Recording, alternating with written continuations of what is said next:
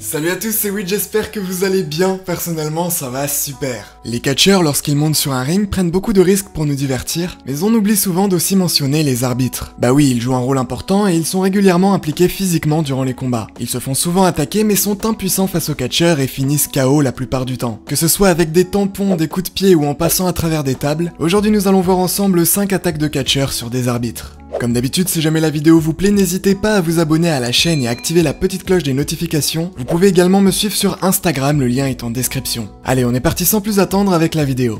5. Kevin Owens. On commence cette vidéo avec certainement la grosse attaque sur un arbitre la plus récente. C'était le 24 février 2020 durant un épisode de Raw et ce soir-là, Randy Orton, accompagné par Seth Rollins, affrontait Kevin Owens. Durant toute la rencontre, on aura l'impression que l'arbitre n'était pas vraiment impartial. Il semblait plus avantager Randy Orton et forcément c'était injuste pour Kevin Owens. Cela sera encore plus visible lorsque Randy va effectuer un tombé et que cet arbitre fera le compte hyper rapidement pour être certain qu'il gagne le match.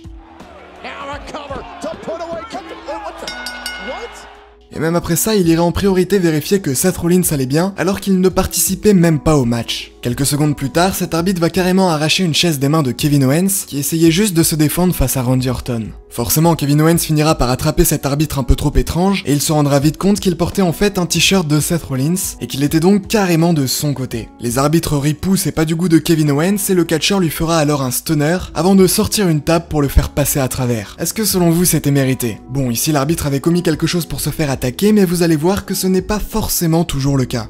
4. Shane McMahon.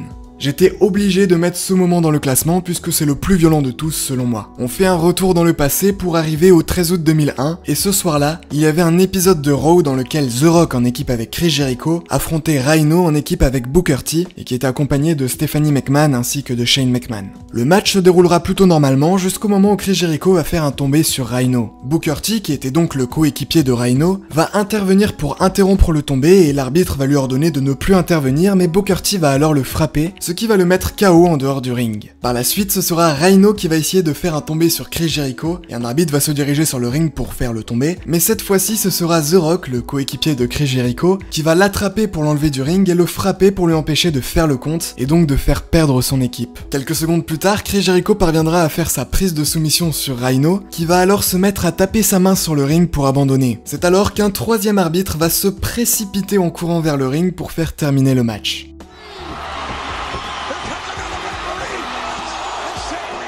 Mais comme vous avez pu le voir, cette fois-ci, Shane McMahon, qui ne voulait donc pas que l'équipe de Rhino et Booker T perdent sur cet abandon, va mettre un tampon absolument monumental sur l'arbitre pour l'empêcher d'arriver sur le ring. Il va se faire éjecter à 90 degrés violemment, c'est juste impressionnant. En l'espace de quelques secondes, 3 arbitres vont être mis hors service par les catcheurs. 3. Shawn Michaels. Le 31 janvier 2010 s'est déroulé le 23e Royal Rumble de la WWE, permettant aux vainqueurs d'avoir un match face aux champions à WrestleMania. Cette stipulation voit 30 catcheurs débarquer sur le ring à intervalles réguliers, et le but est d'éliminer tous les autres participants en les faisant passer par-dessus la 3e corde. Et bien ce jour-là, Shawn Michaels n'appréciera pas vraiment les règles. Il est entré en 18e position,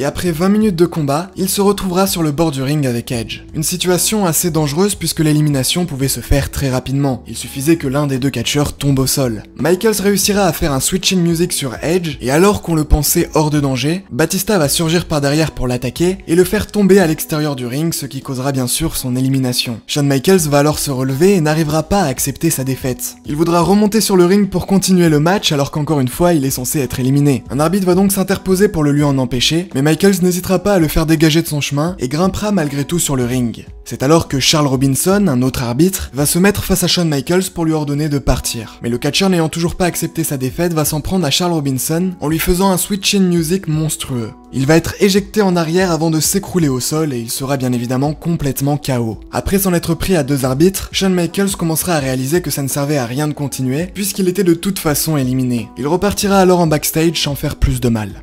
2.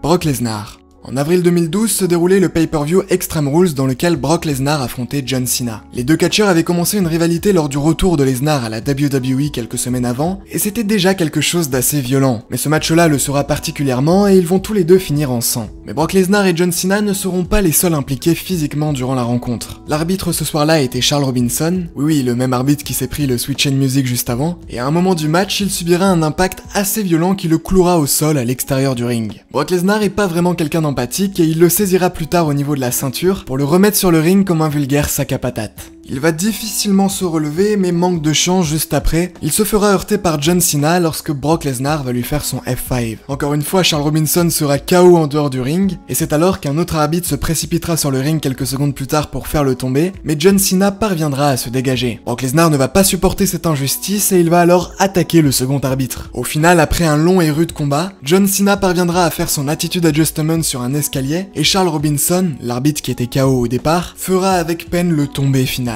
Un match terminant avec 2 catcheurs épuisés et 2 arbitres KO, c'est quand même assez rare. 1. Sheamus.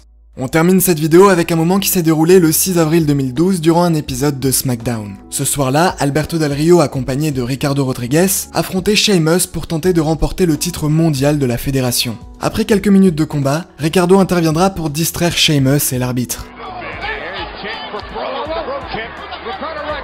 L'Écossais va leur donner un coup dans les cordes pour faire basculer Ricardo et l'arbitre s'interposera pour séparer les deux hommes. Mais par derrière, Alberto Del Rio, qui avait eu le temps pour s'emparer d'une chaise, va essayer d'attaquer Sheamus avec alors que c'est censé être interdit. Mais ce dernier va réussir à frapper Alberto à temps et il évitera ainsi de se prendre le coup. Sheamus va par la suite récupérer la chaise au sol, et c'est à ce moment que l'arbitre va se retourner, envoyant ainsi Alberto Del Rio à terre, et Sheamus avec une arme à la main. Alberto va faire semblant d'avoir extrêmement mal à la tête, comme s'il avait reçu un coup avec la chaise, et l'arbitre prendra alors la décision de disqualifier Sheamus, qui n'avait pourtant rien fait. Del Rio ne remportera pas le titre, vu qu'il a gagné par disqualification, mais il sera quand même très content de la situation. Sheamus, légitimement énervé, va essayer de sortir du ring avec la chaise pour attaquer Alberto Del Rio, mais l'arbitre va lui arracher l'objet des mains. Ce sera trop pour Sheamus qui, en plus d'avoir perdu le match, ne pourra même pas se venger ce soir-là, et il va alors s'en prendre à l'arbitre avec un monstrueux Brogue Kick.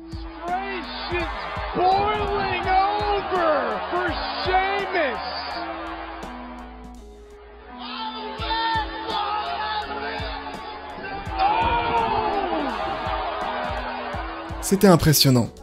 Voilà, on arrive à la fin de cette petite vidéo. Si elle vous a plu comme d'habitude, n'hésitez pas à vous abonner à la chaîne et activer la cloche pour recevoir une notification dès que je sors une nouvelle vidéo. Vous pouvez aussi me follow sur Instagram si ça vous chante. Nous on se revoit très vite pour de nouvelles vidéos et d'ici là, portez-vous bien. C'était Wiz. Bye tout le monde. Yo, I ain't here for the money, I ain't here for the